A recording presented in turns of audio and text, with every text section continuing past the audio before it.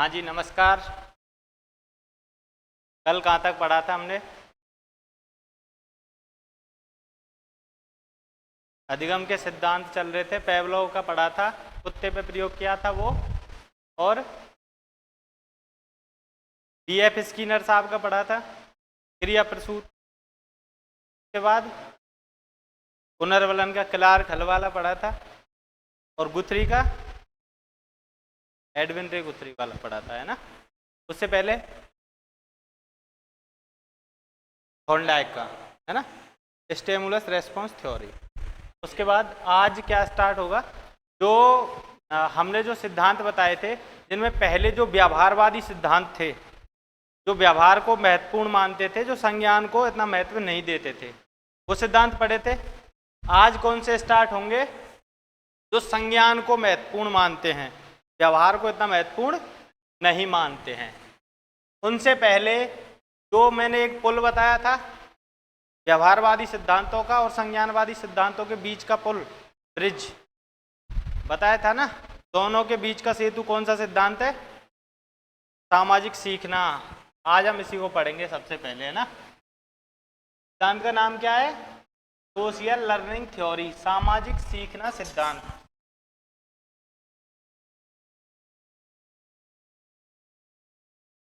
सामाजिक सीखना सिद्धांत।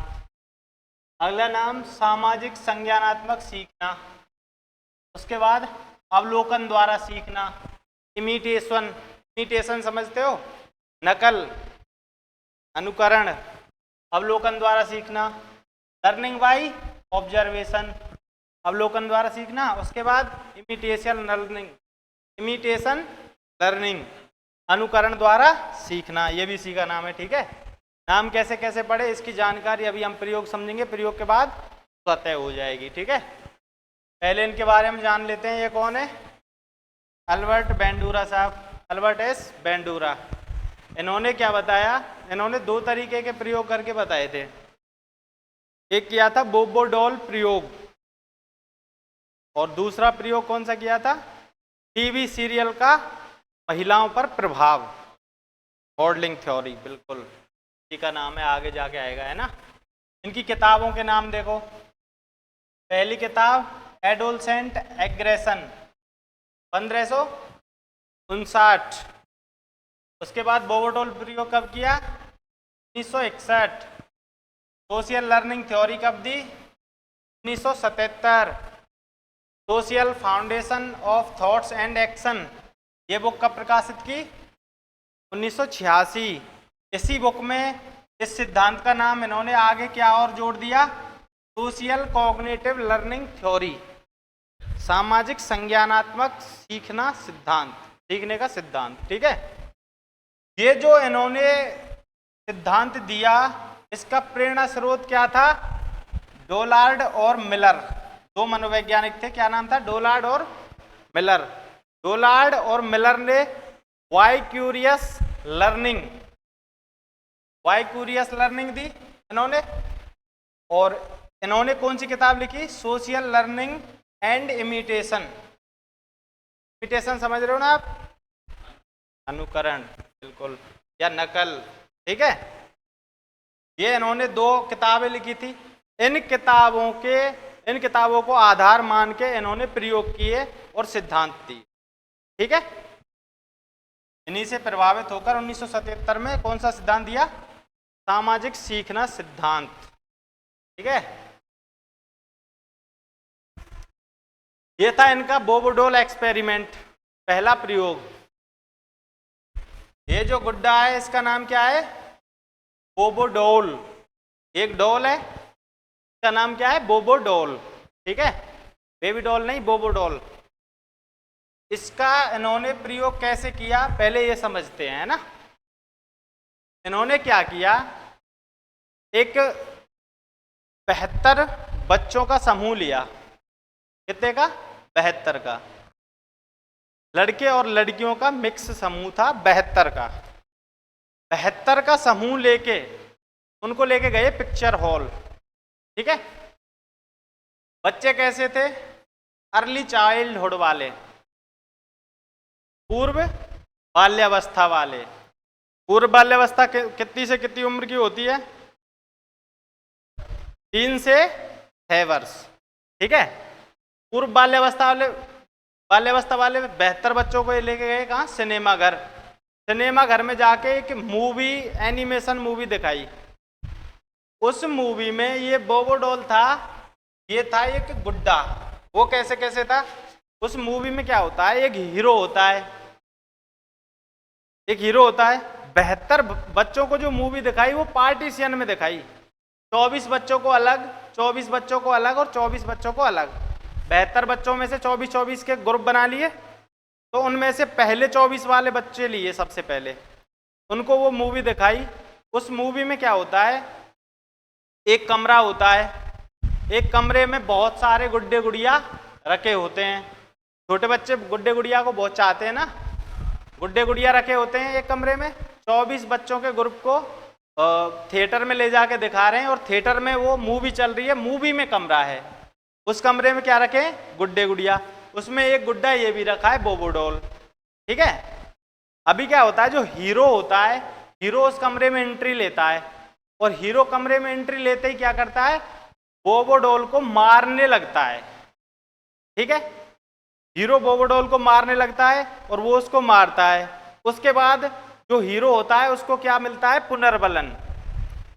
बाहर जाके उसको रीइंफोर्समेंट मिलता है, उसको वो मिलता है, वो रिवार्ड, इनाम मिलती है उस एक्टर को इसको मारने की। ठीक है। 24 बच्चों को दिखा दिया। क्या दिखा दिया? एग्रेशन दिखाया उसने, मारा बोबो डॉल को और उसको क्या मिला? इनाम या रिवार्ड। ये हो गए 24 बच्चे। अग्रेसिव मॉडल शो दिखाया इनको, मारने वाला है ना। कितने को दिखाया? 24 को। उसके बाद दूसरे 24 बच्चे लिए, उनको क्या दिखाया? वो हीरो होता है, हीरो आता है मूवी में, अलग 24 बच्चे हैं ये। हीरो होता है मूवी में, हीरो उस रूम में एंट्री करता है और वो गुड्डे गुड़िया बहुत सारे होते हैं। उन गुड्डे गुड़ियाओं में से जो बोबो डॉल होता है, इसको वो प्यार करने लगता है, वो हीरो। ठीक है। पहले वाले में क्या कर रहा था? एग्रेशन दिखा रहा था। इसमें क्या कर रहा है? प्यार कर रहा है। इसको कितने बच्चे देख रहे हैं? 24 बच्चे। ठीक है। प्यार करता है तो वो इसको प्यार करता है, तो इसको क्या मिलता है? हीरो को रिवार्ड। रिवार्ड मिल रहा है। चलो ठीक है, यहां मिल गया रिवार्ड। उसके बाद अगले 24 बच्चे, अगले इसमें जो 24 बच्चे थे इनमें दोनों तरह के थे, फीमेल भी और मेल भी। वो बच्चे थे उनको बोला मॉडल। जो ये बच्चे लिए थे 72, इनको बोला इन्होंने मॉडल। अब ये जो अगले लास्ट वाले 24 बच्चे थे इनको लेके गए। इनको लेके क्या दिखाया इनको मूवी में, कि जो वो हीरो है वो इग्नोर कर रहा है उसको। ठीक है। उसको इग्नोर कर रहा है गुड्डे को। अब यहां इग्नोर दिखा दिया। तीसरे वाले में तीनों बच्चों ने मूवी देख ली, तीनों तरह के ने। अब देखो 24 ने यहां देखी, 24 ने यहां देखी, 24 ने यहां देखी, तीनों ने अलग अलग देखा। अभी क्या होता है, यहां तक दिखाया है उस मूवी में, यहां मार रहा है वो। ऊपर वाले में क्या कर रहा है? एग्रेशन दिखा रहा है। ठीक है। इसमें क्या कर रहा है? नॉन एग्रेसिव है, मतलब प्रेम कर रहा है उससे। इसमें क्या है? वो इग्नोर कर रहा है। ठीक है। दिखा दी यहां तक। अभी क्या होता है, ये पहले वाले 24 बच्चे लिए, इन 24 में से 12 अलग अलग कर दिए, 12 कर दिए। 6 लड़कियां और 6 लड़के। यहां भी 6 लड़कियां और 6 लड़के अलग अलग कर दिए। अब इसमें से पहले वाले में से केवल, अब उनको यहां तक क्या दिखाया था इसमें? अग्रेशन, वो मार रहा था। मारना दिखा के फिर उनको अलग अलग कर दिया 12 का। फिर 12 को तो ऐसे दिखाया, उस हीरो को मिल रही है रिवार्ड। 12 को क्या दिखाया इसमें से? 24 में से 12 को क्या दिखाया? रिवार्ड। रिवार्ड समझ रहे हो ना, इनाम। और 12 को क्या दिखाया? पनिशमेंट। हाँ, दंड मिल रहा है। 12 को रिवार्ड दिखाई, 12 को पनिशमेंट दिखाई। उसी मूवी को दिखा रहे हैं, अलग अलग है ना। अब इस नॉन एग्रेशन वाले में भी ऐसे ही अलग अलग कर लिए, वो इसमें भी अलग अलग कर लिए। इसमें क्या हो रहा है, प्यार करने वाले को, जो उससे प्यार कर रहा है, उसको क्या मिल रहा है, एक जगह मिल रहा है रिवार्ड, एक जगह क्या मिल रहा है, पनिशमेंट। ठीक है, अच्छा जी। अब जो इग्नोर कर रहे थे उनमें भी ऐसे ही रिवार्ड और पनिशमेंट। ठीक है, अब क्या हुआ, अब वो सारे के सारे बच्चे, मूवी हो गई खत्म, मूवी खत्म हो गई, पूरा दिखा दिया, यहां तक था इंटरवल, इंटरवल तक दिखा दिया पहले, फिर इंटरवल के बाद क्या हो रहा है, अलग अलग। इंटरवल से पहले वो एक साथ हैं। अभी क्या होता है, उन बच्चों को अपने अपने घरों में सेम खिलौनों के साथ छोड़ दिया जाता है। 72 बच्चे हैं जो, उनको अपने अपने घरों में, उनका ऑब्जर्वेशन कैमरे से हो रहा है, ये सपोज कर लो आप, है ना, कैमरे से हो रहा है उनका ऑब्जर्वेशन, और उन बच्चों को क्या कर दिया, अपने अपने घरों में, उनके खुद के कमरों में छोड़ दिया, और जो खिलौने वहां थे वो सारे के सारे खिलौने और बोबो डॉल भी ये उनके रूम में रख दिए जाके।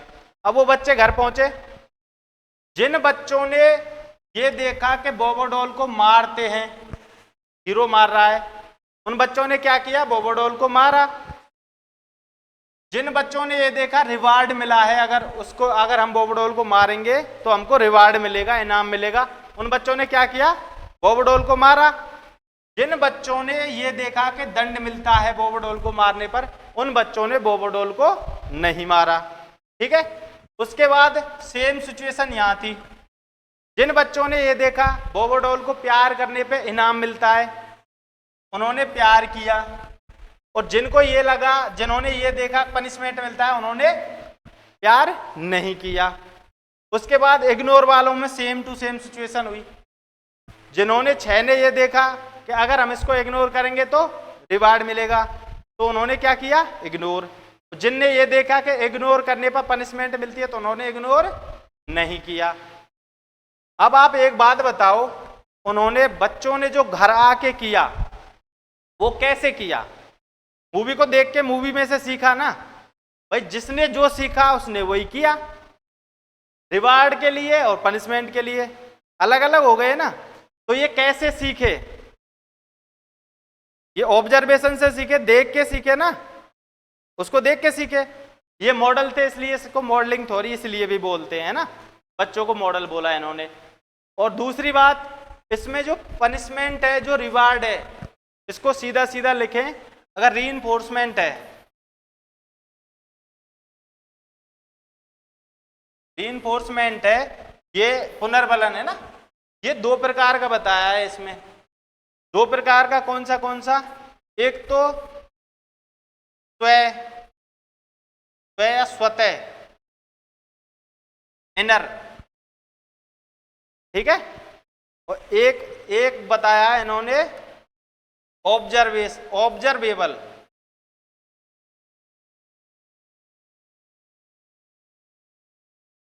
ऑब्जर्वेबल ये कैसे, इसमें क्या हो रहा है, जो रिवार्ड मिल रही है हीरो को मिल रही है, पनिशमेंट मिल रही है हीरो को मिल रही है, तो उनके साथ, स्वयं के साथ हो रहा है क्या, ये नहीं हो रहा ना। तो ये हीरो को मिली जो रिवार्ड, उसी से समझ गए ना रिवार्ड मिलेगी, तो ऑब्जर्वेशन से हो रहा है ना इसमें। हाँ, तो इसीलिए इस थ्योरी का नाम ऑब्जर्वेशन पड़ा है। इसका सीधा सा एग्जाम्पल अपनी कक्षाओं में देखने को ये मिलता है, जैसे कोई टीचर क्लास में पढ़ा रहा है, 10 बच्चे सामने बैठे, 20 बच्चे सामने बैठे, 20 में से एक लड़का बोल रहा है इधर वाले कोने में, और एक लड़का बोल रहा है उधर वाले कोने में, आवाज कर रहे हैं वो आपस में, किसी और से बातें कर रहे हैं। अगर टीचर एक को डांटता है, एक बच्चे को अगर डांटता है, तो दूसरा वाला स्वतः चुप हो जाता है। क्यों हो जाता है भाई वो, बिल्कुल जो पुनर्बलन है, वो ऑब्जर्वेशन वाला पुनर्बलन है, वो देख लिया उसने, इसको पनिशमेंट मिल रही है तो मुझे भी मिलेगी, उसी से सीख गया, उसको खुद को नहीं बोला ना, फिर भी वो सीख गया। ठीक है, उसके बाद मॉडलिंग एक्सपेरिमेंट किया। मॉडलिंग एक्सपेरिमेंट क्या किया, जो यूरोप में, अमेरिका में जो मतलब वो होते थे ना, टीवी सीरियल चलते थे उस टाइम पे, हाँ फैशन डिजाइनर वगैरह के, तो उन टीवी सीरियल से वहाँ की लोकल महिलाओं पे प्रभाव पड़ रहा था। कैसे कैसे, जैसे ये कोई मॉडल है, इसने ये साड़ी पहनी है, ठीक है, अभी लोकल महिलाएं इसको देखेंगी मोबाइल पे, ये देख रही है, ये लड़की देख रही है जैसे, है ना, अगर इसको ये देखेंगी तो ये जानेंगी कि ये साड़ी होती है कोई, तुरंत ये इसके बारे में चर्चाएं करेंगी और इसको लेने की सोचेंगी। ये कोई फैशन डिजाइनर है, ये भी कोई मॉडल है, इसके फैशन को देख के युवा लड़कियां हैं वो प्रभावित होकर ऐसा फैशन करने की सोचेंगी। तो इन्होंने बताया जो टीवी सीरियल्स होते हैं उनका महिलाओं पे सीधा सीधा प्रभाव पड़ता है। ये एक्सपेरिमेंट यही था, यही ऑब्जर्वेशन की थी उन्होंने, ठीक है। इस ऑब्जर्वेशन में जो है मॉडलिंग वाला जो अंतिम लास्ट वाला बताया ना, इसके इन्होंने 4 चरण बताए, इसके या पहले वाले प्रयोग में दोनों में यूज में आएंगे। ये 4 चरण बताए इन्होंने। 4 चरण कौन कौन से बताए? 4 स्टेप्स ऑफ मॉडलिंग, मॉडलिंग के 4 चरण। सबसे पहला है अटेंशन, सावधानी से देखना।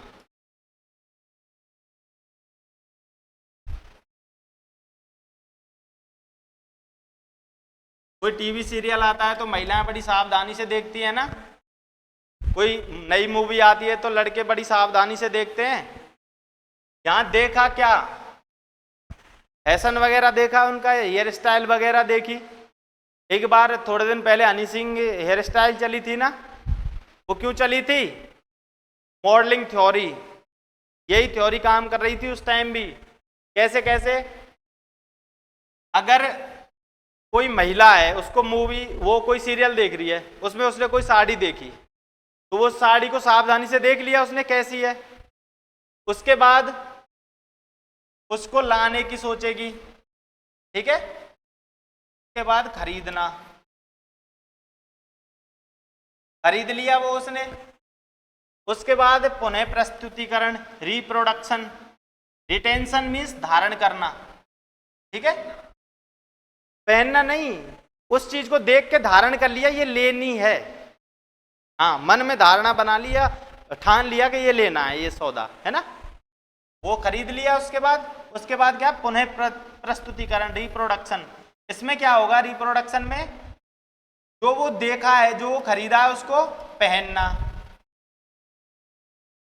पहन ली वो साड़ी, अभी वो जाएगी किसी शादी में, फंक्शन में। अब यहाँ क्या होगा? यहाँ उसको मोटिवेशन और रीइंफोर्समेंट, प्रेरणा और पुनर्बलन मिलेगा। तारीफ होगी ना उसकी साड़ी की, और महिलाएं करेंगी। ये इसने 4 चरण बताए। अब वो आगे जाएगी, कोई और मूवी देखेगी, कोई और साड़ी खरीदेगी, फिर ऐसे ही ये चलता रहेगा, ठीक है। सेम टू सेम लड़कों पे भी होता है। बोबो डॉल प्रयोग है, उसमें भी ये सेम हुआ है। वो कैसे हुआ है? मूवी को देखा उन्होंने सावधानी से, है ना, उसके बाद क्या हुआ? उसके बाद वो अपने वहां गए, घर पे गए, वहां उन्होंने सेम चीज देखी, वो खरीद के नहीं लाए, लेकिन उन्होंने वहीं उनको सेम चीज मिल गई, ठीक है, रिटेंशन कर दिया, रिटेंशन तक हो गया। उसके बाद उन्होंने प्रस्तुतिकरण किया, जो उन्होंने देखा वही, ठीक है, प्रस्तुतिकरण कर दिया। उसके बाद मोटिवेशन, रीइंफोर्समेंट या पुनर्बलन, जो भी उनको मिलना था वो मिला। भाई उन्होंने वैसा ही किया ना जैसा उनको करना चाहिए था, ठीक है, समझ में आ गई? ये हो गया एक प्रयोग अल्बर्ट एस बेंडूरा साहब का, हाँ, मॉडलिंग थ्योरी। नाम है जितने भी याद रख लेना है इनको। उससे अगला है ईसी टॉलमैन साहब का। ईसी टॉलमैन मैंने नाम बताया था।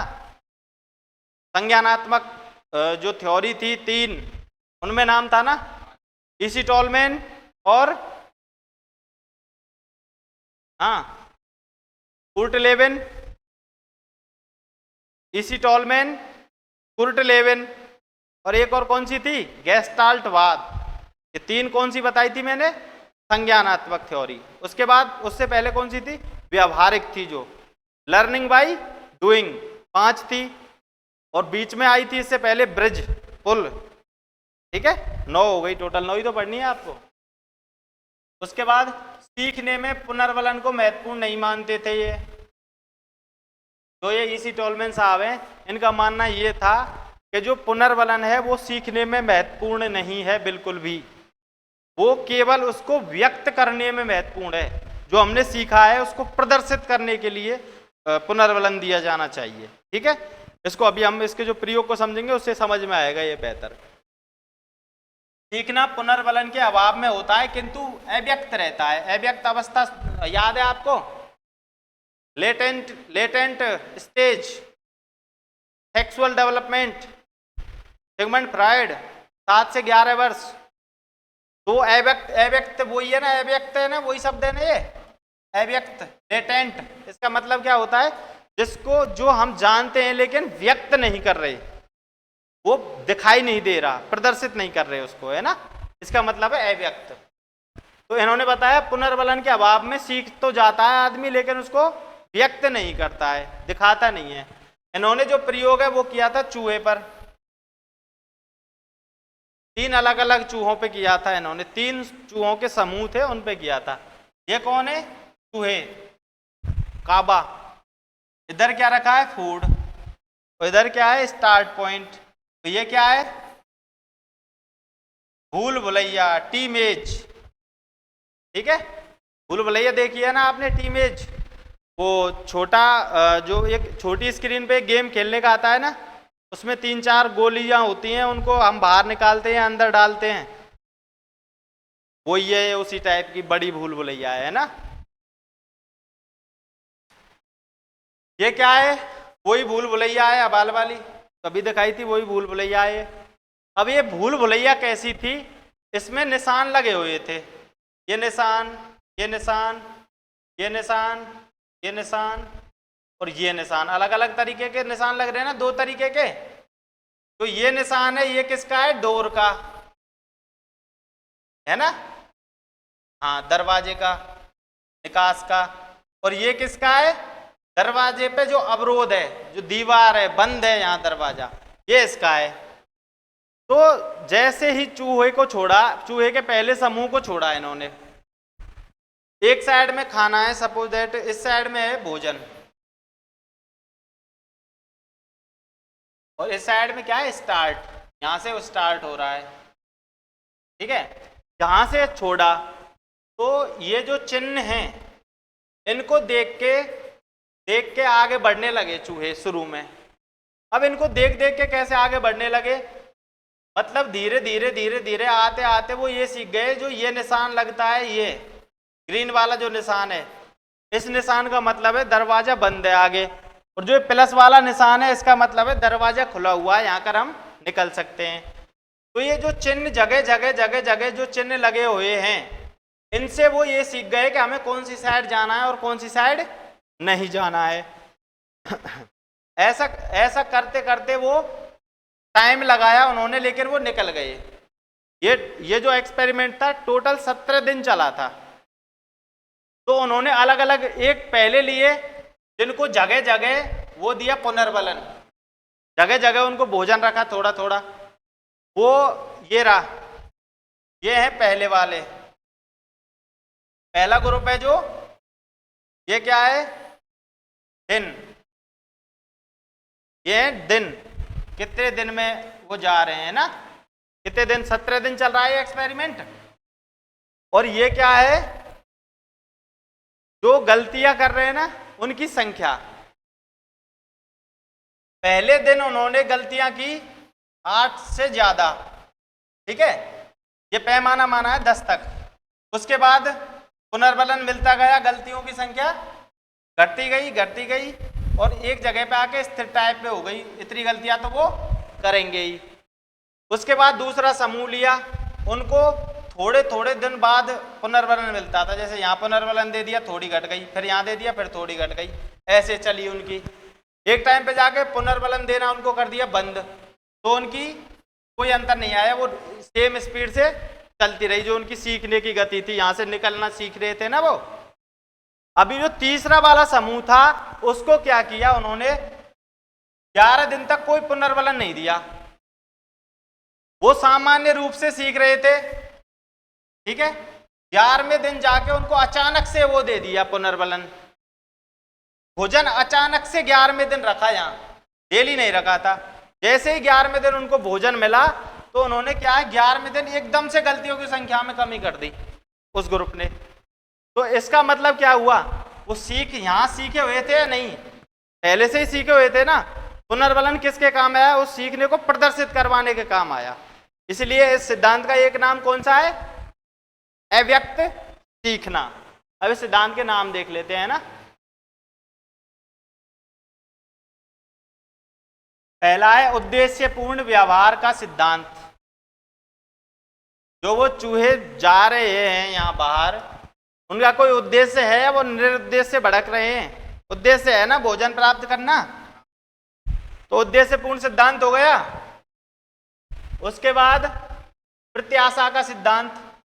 जो वो चिन्ह लगे हुए थे जगह जगह, उन चिन्हों से सीख सीख के जा रहे थे ना आगे, तो उन चिन्हों से उन्हें कुछ आशा थी ना बाहर निकलने की, टीम से बाहर निकलने की आशा थी ना उनको।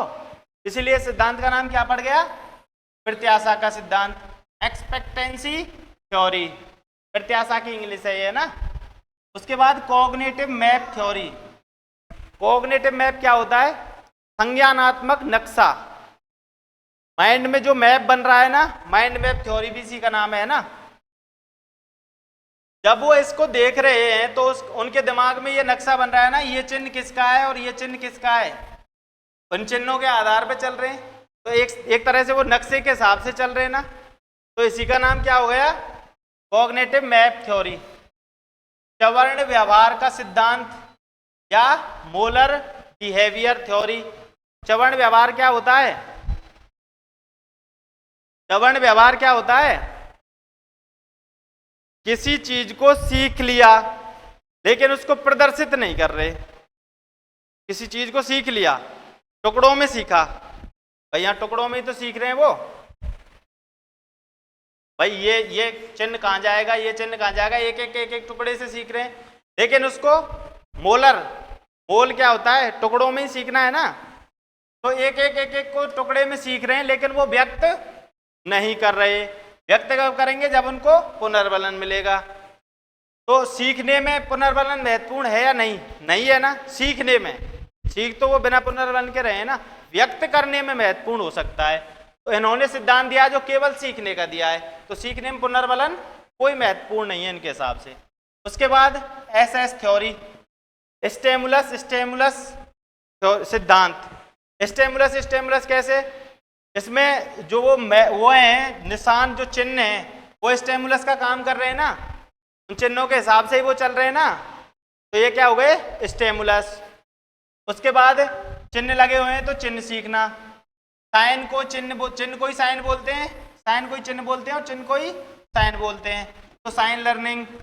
उसके बाद अव्यक्त सीखना या लेटेंट लर्निंग।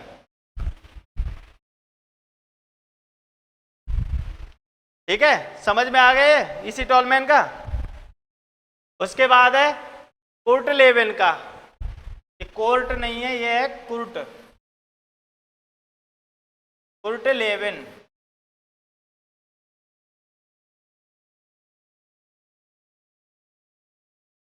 फील्ड थ्योरी, क्षेत्र सिद्धांत।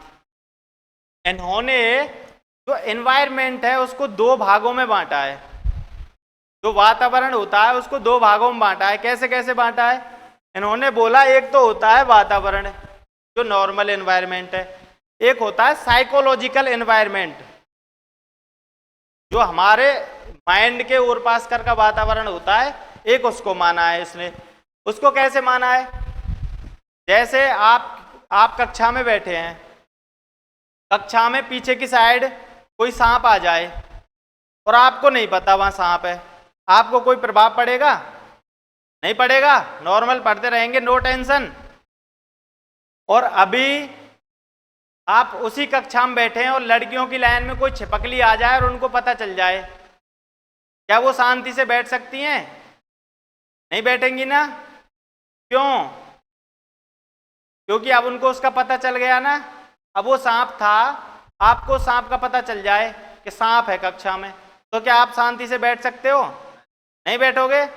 तो जब तक वो एनवायरनमेंट में था ना, जब तक आपको पता नहीं था लेकिन एनवायरनमेंट में था, एक तो वो एनवायरनमेंट है, और एक मानसिक जो हमारे दिमाग के और पास का एनवायरनमेंट है जिसको साइकोलॉजिकल एनवायरनमेंट बोला है, वो एनवायरनमेंट वो है जिसमें हमको पता रहता है और पास क्या है क्या नहीं है। अगर हमको पता है सांप है तो वो हमारे साइकोलॉजिकल एनवायरनमेंट में है, अगर हमें नहीं पता तो हमारे साइकोलॉजिकल एनवायरनमेंट में नहीं है। ठीक है, इन्होंने ऐसे ही लाइफ स्पेस बनाया था, ये जीवन दायरा बनाया था। जीवन दायरा सिद्धांत भी इसी का नाम पड़ जाएगा, है ना। इन्होंने ये कैसे दिया, ये है कोई गोल, ये है जैसे नौकरी, नौकरी है ना आपका गोल, ये है नौकरी, और ये हो आप, ठीक है। और ये क्या है,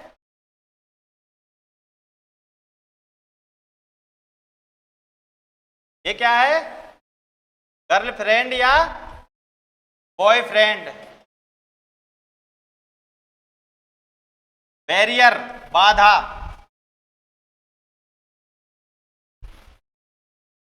जो गोल है हमारा नौकरी है, उसमें बाधा क्या आती है आजकल, मुख्य रूप से यही है ना मुख्य बाधा। तो ये है बैरियर, और ये है वेक्टर। वेक्टर बोले तो कर्षण। कर्षण दो तरीके के होते हैं, एक तो ड्राइव फोर्स, एक रिस्ट्रेनिंग फोर्स। मतलब दो तरीके के, ये आदमी है, ये उसका बैरियर है, उसी के साथ है। अब इसको दो तरीके के बल काम करते हैं।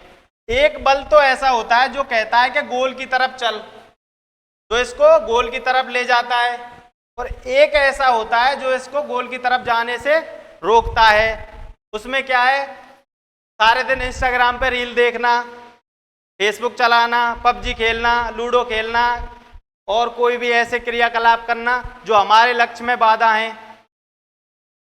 वो क्या कर रहे हैं, वो पबजी क्या बोलेगी कि मुझे खेल, कोई भी खेल क्या बोलेगा, मुझे खेल। गर्लफ्रेंड क्या बोलेगी, मेरे साथ चल, मेरे को टाइम दे, मुझे घुमाने ले जा। वो बाधा पैदा कर रही है ना इसमें, गोल को पाने में। तो यहाँ वो कौन सा कर्षण बल दे रही है, विकर्षणात्मक, विकर्षित कर रही है, उल्टा धकेल रही है उसको। और जो आपके घर वाले हैं वो क्या हैं, वो है सदिश कर्षण। सदिश कर्षण क्या, सही दिशा में ले जाने वाला बल। सही दिशा में कौन सा बल ले जा रहा है, आपके घर वाले, आपका मोटिवेशन, ये कहाँ ले जा रहा है आपको, नौकरी की तरफ, गोल की तरफ। इसमें कौन कौन सी चीजें हैं, किताबें, अच्छे जो जो अच्छी चीजें हैं वो इसमें, और जो जो बुरी चीजें हैं वो इसमें। हाँ, अपवाद स्वरूप किसी किसी की गर्लफ्रेंड बॉयफ्रेंड ऐसे हो सकते हैं जो इस बल में भी आते हों, ठीक है। अपवाद होने की संभावना हर जगह है, कोई भी दिल पे ना ले, ठीक है। ये बैरियर्स ये बता दिया। तो इन्होंने इसी प्रकार बताया सेम टू सेम जिंदगी को। इन्होंने बताया जिंदगी आप समझते हो उतनी आसान है नहीं। क्यों, जब भी आपको ऐसा लगने लगता है कि अब सब सही हो रहा, अब मैं मेरे गोल की तरफ सीधा जा सकता हूं, तभी कोई ना कोई बैरियर आएगा, कोई ना कोई बाधा आएगी, वो आपको रोकेगी। आपका एक फोर्स काम करेगा, मैं करूं, एक दूसरा करेगा, मैं नहीं करूं। ऐसा पढ़ाई के साथ होता है ना।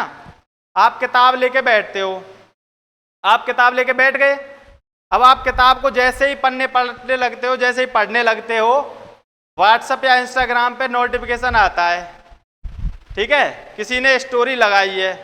अब आपका क्या दिमाग का मन करता है, और पढ़ूं, नहीं करता ना।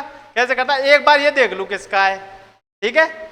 आप एक बार उसको देखने गए, उसने भेजी सपोज दैट कोई रील भेजी, वो रील आपने देखी, आपने उंगली ऐसे करी, दूसरी आ गई, तीसरी आ गई, चौथी आ गई, 1 घंटा हो गया, 4 घंटे हो गए, मोबाइल डिस्चार्ज हो गया, चार्ज लगा के फिर अपने आप से लड़ रहे हैं कि बता मैं पढ़ा नहीं, पढ़ना चाहिए था। होता है ना ऐसा, ये इसी के कारण होता है। लाइफ स्पेस थ्योरी है जो इसी पे काम करती है, ठीक है। ये समझ में आ गई, कोई दिक्कत तो नहीं है इसमें। उसके बाद इन्होंने बताए कॉन्फ्लिक्ट्स, द्वंद या संघर्ष। कितने बताए इन्होंने, 4 कॉन्फ्लिक्ट्स या संघर्ष या द्वंद, हाँ द्वंद भी बोल सकते हैं। ये कैसे बताए, पहले का नाम हिंदी में लिख लो आप, पहले तो है ना,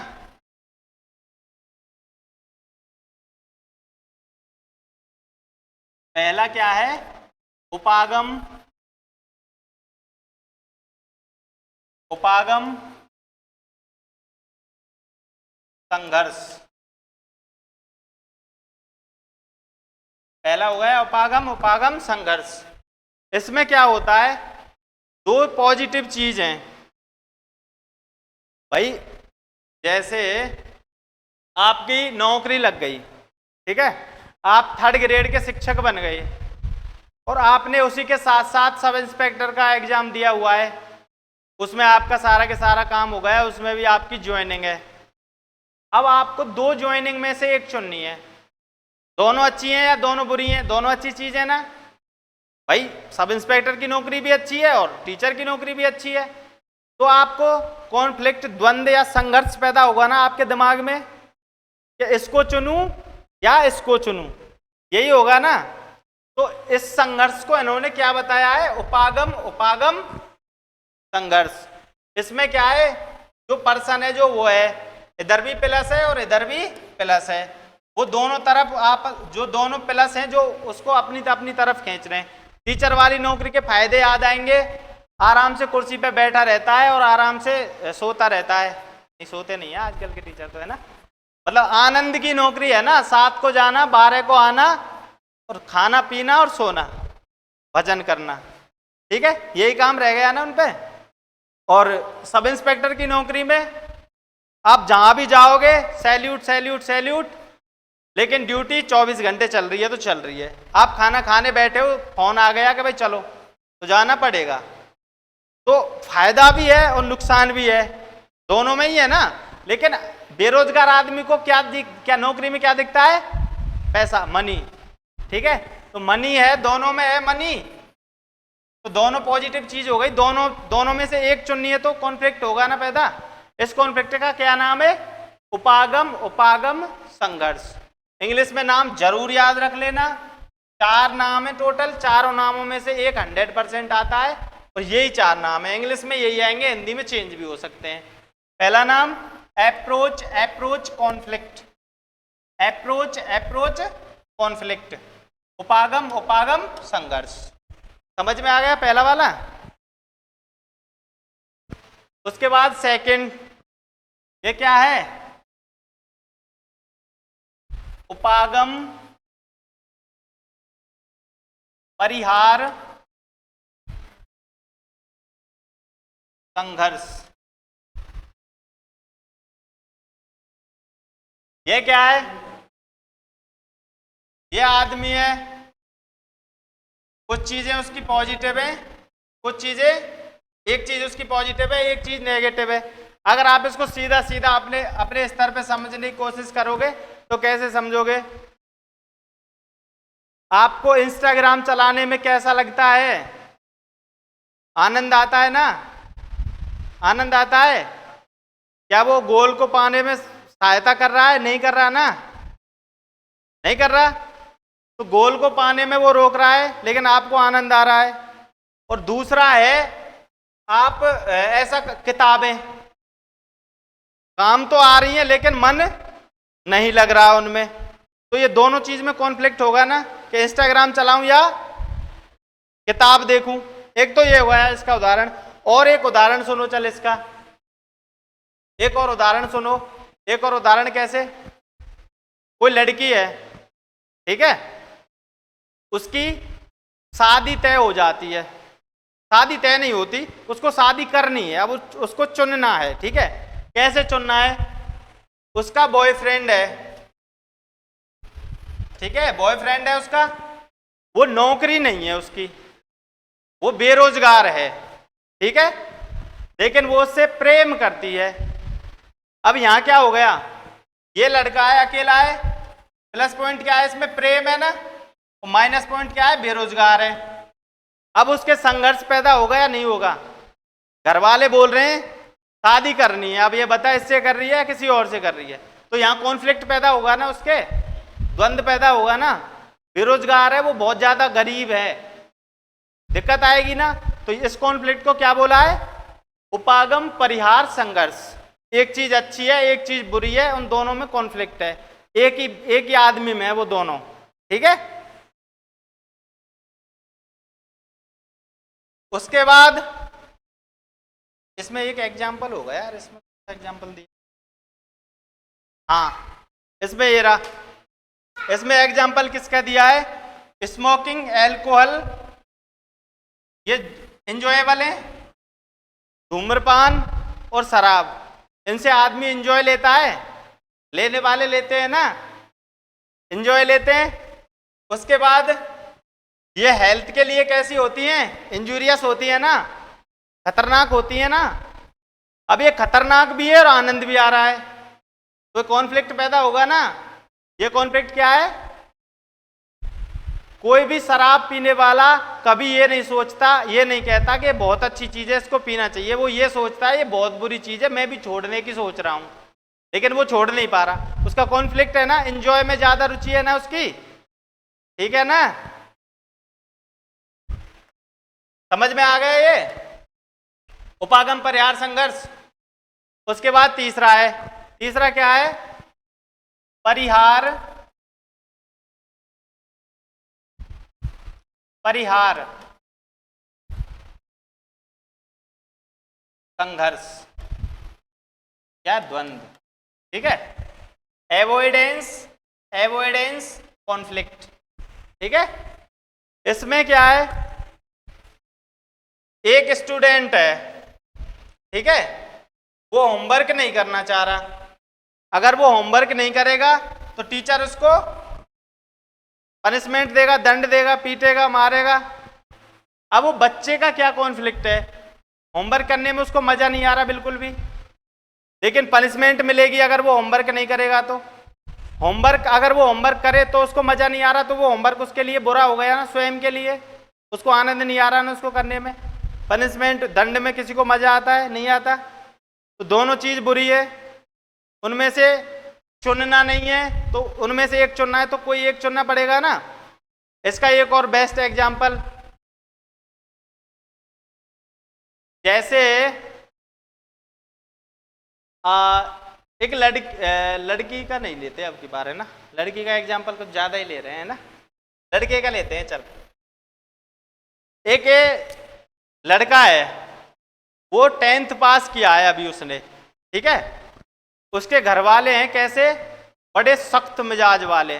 अब उसके घर वाले उसकी 85% बनी है, ठीक है, उसके घर वाले बोल रहे हैं या तो तू बायोलॉजी ले या तू मैथ्स ले। कौन कौन सी, बायो या मैथ्स। और उसकी रुचि किसमें है, चित्रकला में। घर वाले क्या बोलते हैं, बायो ले या मैथ्स ले, उसको दोनों ही पसंद नहीं है, दोनों में से एक चुननी है ना, क्योंकि घर वाले इसको चित्रकला को अलाउ नहीं कर रहे, तो उसके सामने कौन सा संघर्ष हुआ, परिहार परिहार, दोनों ही बुरी हैं, दोनों बुरी में से एक चुनना है। ठीक है, समझ में आ गया, तीसरा हो गया। उसके बाद चौथा है मल्टी अप्रोच एवॉइडेंस कॉन्फ्लिक्ट। बहुत बड़ा ऊ नहीं है ना, बहु उपागम परिहार संघर्ष। बहु उपागम परिहार संघर्ष। इसमें क्या है, इसमें यह है, मतलब बहुत सारे तो उसके पॉजिटिव पॉइंट है किसी चीज के, बहुत सारे नेगेटिव पॉइंट हैं, उनमें से एक को चुनना है। जैसे कोई लड़की है, वो मॉडल बनना चाहती है, ठीक है, लड़की को मॉडलिंग पसंद है। अभी क्या होता है, ये तो उसका अप्रोच उपागम हो गया। अब उसी में परिहार कितने हैं, उसको कैटवॉक नहीं करना, उसको छोटे कपड़े नहीं पहनने, और उसको स्टेज पे जो कैटवॉक होती है ना सभी के सामने, वो नहीं करनी। अब ये इतनी चीजें उसको बुरी लग रही हैं, और मॉडल वो बनना चाह रही है, अच्छा है, हो गया ना ये। तो इसमें बहुत सारे परिहार आ गए या बहुत सारे उपागम आ गए ना, जिसमें कई तो अच्छी चीजें हों और कई बुरी चीजें हों, उनमें से एक चुनना हो, तो कौन सा उपागम है, कौन सा संघर्ष है, बहु उपागम परिहार संघर्ष। अब इस सिद्धांत के अलग और जो नाम है, टोपोलॉजिकल मॉडल तल रूप सिद्धांत इसी का नाम है। उसके बाद इसमें सदिष्कर्षण या अधिष्कर्षण दोनों इसके नाम हो जाएंगे, कर्षण सिद्धांत भी नाम हो जाएगा। जो कर्षण थे ना वो वेरिएबल्स जो खींच रहे थे अपनी अपनी तरफ। उसके बाद वेक्टर एंड वैलेंसीज, एक वेक्टर था इसको इधर धकेल रहा था, वैलेंसी थी उसको उधर ले जा रही थी, वही चीज है ना। प्राकृतिक दशा सिद्धांत और लक्ष्य सिद्धांत, लक्ष्य की तरफ जा रहा है। अब प्राकृतिक दशा सिद्धांत कैसे हो गए, ये जो एनवायरमेंट होता है, ये जो संघर्ष वगैरह ये जो मिलते हैं, ये इन्होंने माना है कि प्राकृतिक होते हैं, सभी के साथ होते हैं। इसीलिए सिद्धांत को कैसा बताया, प्राकृतिक दशा। मतलब जो भी आदमी की कोई दशा है उसका जिम्मेदार कौन है, वो खुद नहीं है, वो प्राकृतिक है। ठीक है, इसी का नाम है, ये नाम याद रख लेना सारे के सारे। उसके बाद अगला सिद्धांत,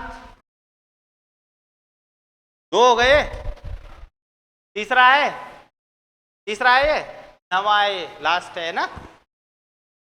उसके बाद गेस्टाल्टवाद, समग्रतावाद, पूर्णाकार, अंतर्दृष्टि, इंसाइटफुल लर्निंग, सूझ का सिद्धांत, ये किन्होंने दिया, मैक्स वर्दाइमर, कुर्ट कोफका, वोल्फगैंग कोहलर। ये तीन नाम आपको याद रखने हैं, इन्होंने दिया है। और अगर एक ही नाम आएगा तो मैक्स वर्दाइमर का आएगा एग्जाम में, ये नहीं आता है तो इसका आएगा कोहलर का, ये भी नहीं आता है तो इसका आएगा, या तीनों आएंगे। नाम तीनों याद होने चाहिए अवश्य।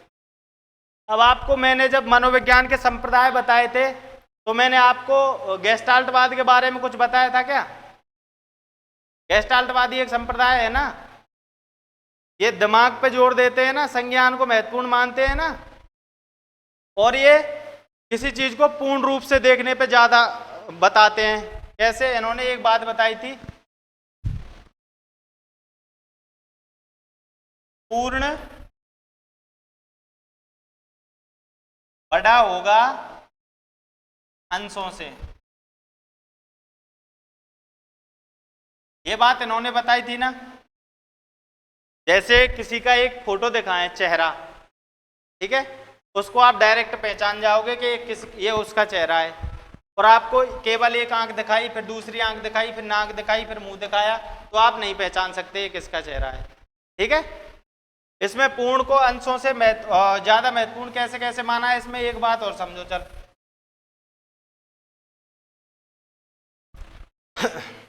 दिवाली आ रही है, अब पिछली दिवाली गई थी, आपके घरों में लाइटिंग लगी थी नहीं लगी थी, लड़ियां आती हैं लुप वाली, लगी होंगी ना, शादियों में देखी होंगी, समझ लो ये है लड़ी।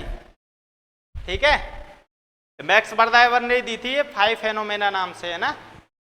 इसमें क्या है, ये क्या है, लट्टू।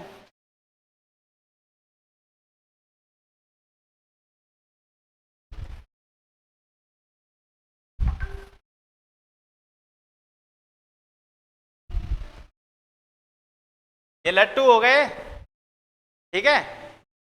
ये ऐसे दिखते हैं ना, एक जल रहा है एक बुझ रहा है, ये ऐसे दिखते हैं ना, ऐसे चल रहे हों, आते जाते दिखते हैं या नहीं दिखते, आप एक बात बताओ।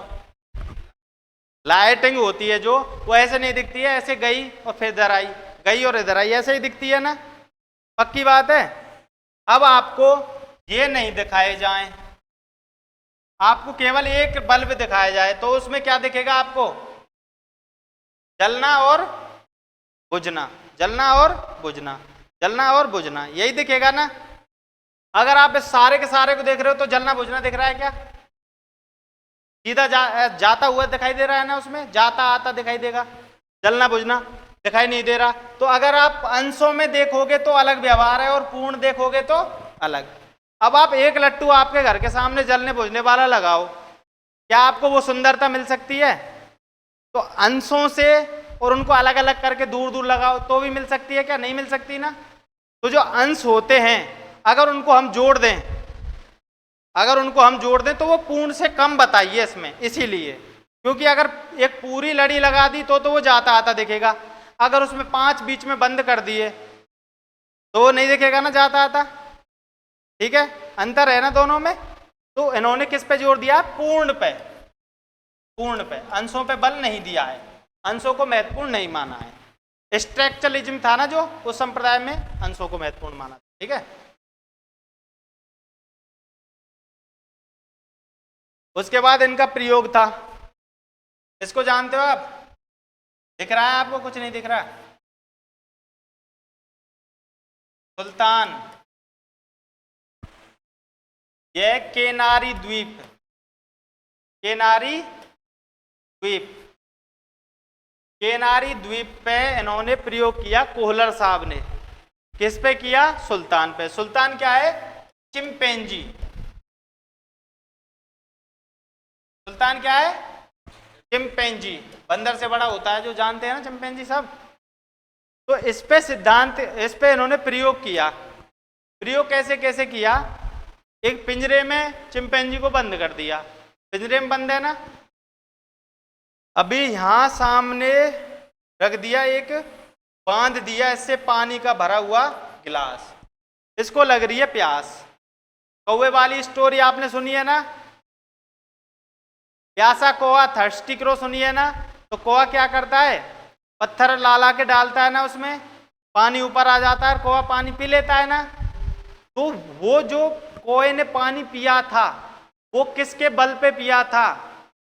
संज्ञान के बल पे पिया था ना। सूझ आई थी ना उसको, भाई कौवा प्यासा था, उस पानी को देख के उसके हाथ नहीं आ रहा था, वो परेशान हो गया, वो बैठ गया एक जगह जाके। फिर उसको एकदम से आइडिया आया कि यार पत्थर डालने से आ सकता है, उसे पत्थर डाला और पानी पिया।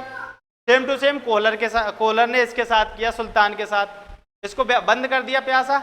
तो ये क्या करता है? यहाँ से कुछ ला के इसमें डालता है, पानी ऊपर आता है, पानी पी लेता है। ठीक है, जब भी इसको ये समझ आया, ये बैठा था, इसको ये समझ आया कि पानी वो डालने से अगर पानी ऊपर आ सकता है, तो इसके क्या आहा अनुभव हुआ, उसको बोलते हैं आहा एक्सपीरियंस। आपको कोई चीज, कोई समस्या में फंसे हुए हैं आप, और आपको एकदम से कोई ऐसा आइडिया है जिससे उस समस्या का समाधान हो जाए, आपको बहुत अच्छा अनुभव होता है ना, बहुत अच्छा एक्सपीरियंस होता है ना उस सूझ आने पे, उसको इन्होंने नाम दिया आहा एक्सपीरियंस। ठीक है, इन्होंने प्रयोग कैसे कैसे किया? कोहलर जो ये है सुल्तान, इसको पिंजरे में बंद कर दिया, पिंजरे में बंद कर दिया, और इसको ऊपर केले लटका दिए,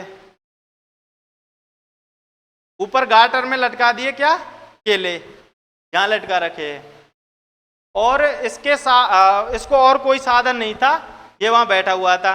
वहां बॉक्सेज रख दिए, छोटे छोटे जो बॉक्स होते हैं ना, वो रख दिए। अब क्या होता है, वो भूखा है, वो उसको देख के, जो केले रखे हुए हैं ऊपर लटके हुए हैं, उनको देख के सुल्तान के मन में बड़ा ये आता है कि यार ये मुझे भूख लग रही है, केले अगर मुझे मिल जाए तो बहुत अच्छा हो, लेकिन उसको मिल नहीं रहे क्योंकि वो उछला खूब, हाथ नहीं आ रहे उसके। तो जैसे ही सुल्तान की नज़र उन बॉक्सेज पे पड़ती है और उनको ये आइडिया आता है कि ये बॉक्सेज यहाँ लगा के इसको लिया जा सकता है, उसने जो वो परिस्थिति थी, पहले तो वो उसमें फंसा हुआ था, फिर उसी परिस्थिति को उसने उससे बाहर निकल के जब एज ए होल देखा। ये कैसे देखने पे भरोसा करते हैं? एज ए होल, संपूर्ण, इसका नाम भी है संपूर्ण आकार सीखना, है ना। एज ए होल जब इसने, एज ए होल जब इसने उस समस्या को देखा, तो इसके दिमाग में क्या हुआ? इसको एकदम से आइडिया आया, सूझ आई। क्या आइडिया आया? कि इन बॉक्सेज को लगा के खाने को, केलों को प्राप्त किया जा सकता है। तो जब उस टाइम जो आइडिया आया, जस्ट उसी टाइम जो इसके चेहरे पे स्माइल आई, जो खुशी आई, उस खुशी का, उस स्माइल का कोहलर साहब ने क्या नाम दिया? आहा एक्सपीरियंस, आहा अनुभव। ठीक है, उसके बाद एक और प्रयोग किया उसी टाइम इसी पे इन्होंने। कैसे किया? पिंजरे में बंद कर दिया, बाहर केले रख दिए, केले इतनी दूरी पे रख दिए कि इसका हाथ नहीं पहुंचे वहां केलों तक। अब इसका हाथ नहीं पहुंचा, स्टिक वगैरह पड़ी हुई थी पास में। अब ये परेशान, हाथ देते देते नहीं पहुंच रहा, बहुत ज्यादा दुखी होके ये कोने में बैठ गया। कोने में बैठ के सोच रहा है कि यार बड़ा फंसा आज तो। तभी इसको दिखती है स्टिक। स्टिक को देख के कौन सा अनुभव हुआ इसको? आहा अनुभव हुआ ना। एकदम से आइडिया आया दिमाग में, सूझ आई, आहा अनुभव हुआ। इसने स्टिक उठाई, स्टिक से केले उठाए और खाए। ठीक है, आ गया समझ में? यही है बस। ठीक है, थैंक यू, धन्यवाद।